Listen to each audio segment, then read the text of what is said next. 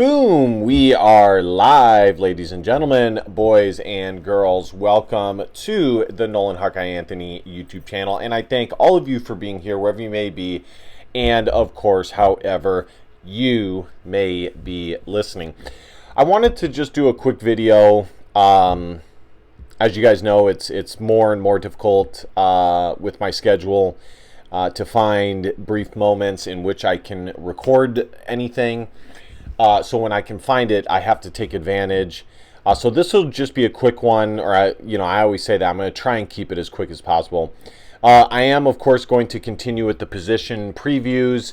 At this point, it's not looking good to be able to finish all of the position groups, but I'm going to do my best all the same. In this video, I want to talk about two things. Number one is Colin Rice, the four-star small forward, committing to Nebraska after, I believe, Iowa was his first offer, or at the very least high major offer. He was kind of a late bloomer, late riser, and there was a crystal ball that was put in that he was going to commit to Iowa. Now, if you guys recall, Iowa had missed on another in-stater from the hometown of Ben McCollum, the small forward, Storm Lake, Jaden Kuhn, who committed to Creighton. Now, that one was a little bit better or easier to digest, considering Creighton is not in the Big 10. Creighton is a decent basketball school. I personally have a lot of respect for McDermott and his family. But still, it was a little bit of a swing and miss considering, the hometown connection Ben McCollum had with Jaden Kuhn, the established Iowa connection that was already there. But I think looking back at it, ultimately, it was kind of an uphill battle for Ben McCollum and Iowa, because even if Ben McCollum had been recruiting him as Drake's men's basketball coach, because of the change, Fran McCaffrey was recruiting him hard. Then you get the change and everything that comes with it, the hiring process. And even if that connection was there, it can kind of be a lot for a recruit to, kind of change their mind from, okay, I'm viewing Iowa with regards to Fran McCaffrey. Now I'm viewing to Iowa with regards to Fran McCaffrey not being there. And where do I stand on their recruiting board? Who's going to be the next head coach? Okay, now I got to transition my mind to Ben McCollum. And again, it wasn't as difficult of a transition as maybe, some different coach that did not have that connection, but it was a transition all the same. So, it was a little bit of a loss. And mind you, the state of Iowa, this is actually probably one of the better cycles in the state of Iowa as far as talent goes that we've seen in a while. The state of Iowa can kind of be hit and miss with regards to the talent that's coming in, or coming out of the state of Iowa. It's even kind of wilder now with the prep schools that are opening up in the state of Iowa. It's hard to, as an outsider, establish who's like a legit homegrown state of Iowa kid versus who's a kid that just moved there because of basketball connections or whatever the case may be. Jaden Kuhn was, for all intents and purposes, a state of Iowa guy.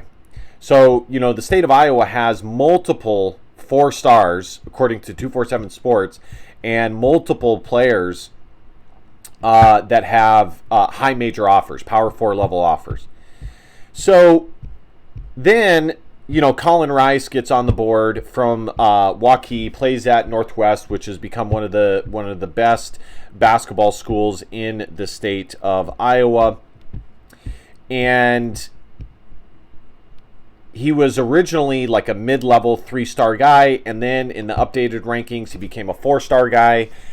He obtained offers from Illinois, Northwestern, Nebraska, Colorado. So it actually looks like St. Louis and North Dakota State were his first offers. And then it looks like Nebraska and Iowa offered him on the same day. Northwestern was actually his first offer, Power 4 level offer. So, but it looked good. You know, I thought Iowa was going to land him. Even Jaden Kuhn, like, you know, just as far as the culture, the fit, like, you can always like look at a recruit and based on the school, you can be like, you can judge for yourself, like, is this going to be a good fit? Does Iowa have, or whatever school, have a legitimate shot at landing this kid based on, you know, his upbringing, or the recruit's upbringing, you know, their background, things like that. And both of these recruits, I thought, would be great fits in the, you know, the type of offense that Ben McCollum is trying to run, an efficient, you know, sharp shooting offense where, you know, best case scenario, all 5 players on the court, starting 5, you know, can shoot the 3 ball, have the green light to shoot the 3 ball. You know, that's what he wants. He wants players that can shoot the 3 ball, or just shoot in general, and shoot it at a efficient clip, take good shots and hit open good shots. You know, but he is going to fit it to his he's going to fit the offense to the talent that is on the roster. So I thought they were good fits. Obviously he chose Nebraska and Fred Hoiberg. It just looks like, you know, Nebraska was able to convince him of that connection better than Iowa. I think Iowa was probably number 2 on the list. You know, Illinois probably was decent consideration for him as well. But, you know, in the end, Nebraska was just able to do it. They were able to convince him. I'm sure Price Sanford being there probably did help a little bit, because Price Sanford, I believe, went to Iowa, or excuse me, Northwest. Him and Peyton, I believe, are from the Waukee area. So I'm sure that did help. Let me pull it up here. Because Northwest is, my understanding, and I don't live in the state of Iowa, is a relatively newer school in the area. So yeah, I was right. He went to Northwest. So I'm sure that did help Nebraska a little bit. We'll see. You know, it's still a long ways away from signing day.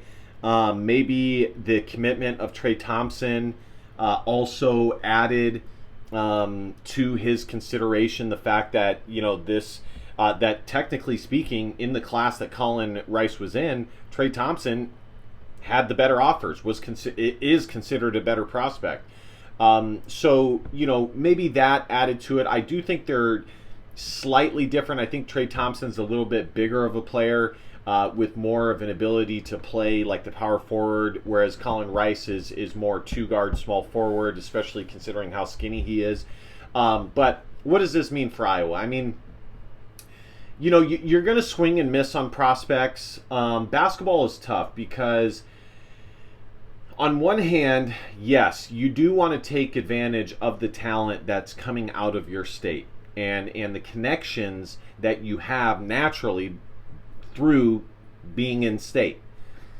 And obviously Iowa has guys that are from the state of Iowa on the coaching staff, including Ben McCollum. So you do want to take advantage of that where and when you can. But every recruiting class is going to have, especially from the high school ranks, when you take into consideration the transfer portal, 1 to 4, at most 5 guys that you're going to have committed from the high school ranks. Like, it's not a huge pool. So, you know, you're going. What I'm saying is, eventually you are going to be able to find your, you know, handful of guys to fill out your roster. Like it's not as hard as football where, you have to find 20, 25 guys per recruiting class that you feel good about. So, there's still some guys out there. It's a long ways from signing day. Who knows? Maybe the season rolls around. Iowa, it does really well and meets and exceeds expectations, and he's open to reconsidering Iowa. Maybe Iowa continues going to his games, and they stay at it, they stick with it. But that's a lot of what ifs. For all we know, Iowa could land another guy in the meantime. So we'll see. This is not worrisome for me. I am not concerned that Iowa missed on him. I definitely think it's worth mentioning that Iowa has missed two guys that were obtainable guys out of the state of Iowa. If you take into consideration everything, number one for Colin Rice, the proximity to the state of Iowa, Jaden Kuhn, the connection with Ben McCollum as far as Storm Lake. But in the end, it comes down to the coach being able to convince the recruit, especially in basketball, that his system is going to be the best for that player and be able to get the most out of that player. So, we've kind of had a mixed bag at this point, and yes, Iowa is doing better with NIL, but they're still not the best. There's other schools that definitely have more money. So, it's a mixed bag. On one hand, landing Trey Thompson, great. And that deserves all the credit in the world. On the other hand, yes, missing on these two guys, it's worth consideration. I wouldn't say it's concerning, but it's worth keeping an eye on and taking into consideration when evaluating the recruiting efforts moving forward, and kind of put in the back of your mind as two missed targets that Ben McCollum had. But I do want to give him the benefit of the doubt because his program hasn't even played a game yet, and it can be difficult to convince players when you haven't even played a game yet under the University of Iowa to come to your school, especially when there's other schools that do have said film and tape and established criteria. So that's that. I wish Iowa had landed them, obviously, but I think we should still give Ben McCollum some grace, the benefit of the doubt, especially when considering the solid work they've done in the transfer portal. You take into account NIL money, it's better, but still not the best. And you take into consideration the fact that Iowa landed Trey Thompson. I don't think it's something where we should panic or be super concerned about. Now, if we're 2 years in and Iowa's had 2 full seasons and they're unable to connect and land some of these high-level in-state guys with connections and it just makes sense on paper that they choose to play for Iowa, then that's something. So, and the other thing I wanted to mention is also taking into account Tate Sage and Trevin Urich. Like, those are 2 guys that Iowa landed very late in the process that, for all intents and purposes, I think they're going to be big home runs, especially all things considered. How late in the process they were snagged. Tate Sage still is not even ranked by any of the recruiting services. They are going to absolutely outkick their coverage as far as all of that goes. That's my expectation. We still or prediction. We still need to wait and see, but you take that into consideration as well. And again, Tate Sage is 6'7". Yes, he can play point guard. He views himself as a point guard, but Colin Rice, is 6'7" as well. I mean, so there's a lot of things to take into consideration here. I guess what I'm saying with Tate Sage and Trevin Urich is this, just to put it succinctly. These were under the radar guys that McCollum was able to, Urich not as much, but still, was able to uncover late in the process that will likely be major impact players down the line. And there's even a good chance that they will be impact players this year for Iowa. Okay, lastly, and I should have mentioned this at the beginning, but you guys will see it in the title. Mark Gronowski. Is it a non-story that he was not selected as one of the Iowa representatives? So the three players that went, Cohen Entringer, Ethan Herkett, and Logan Jones. And Kirk Ferentz has given the responsibility to the players, which I like.